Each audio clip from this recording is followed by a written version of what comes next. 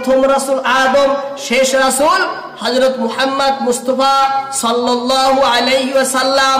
আল্লাহর কোন নবীর দ্বারাই কোনো পাপ কাজ হয় না, আল্লাহর কোন নবীর দ্বারাই কোনো পাপ কাজ হয় না, গুনার কাজ হয় না।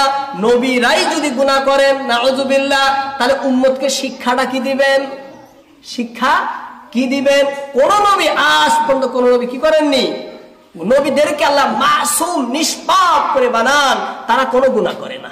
এবার আমার বিশ্বাস যদি হয় অমুক নবী গুনাহ করেছে, অমুক নবী গুনাহ করেছে, হযরতে আদম নবী পাপ করেছেন, হ্যাঁ, অমুক হযরতে ঈসা, হযরতে মূসা, হযরতে ইউসুফ, হযরতে সুলাইমান, এই সমস্ত নবী তারা অপরাধ করেছেন, গুনার কাজ করেছেন, নাউযুবিল্লাহ, তাহলে আমার ঈমান নেই।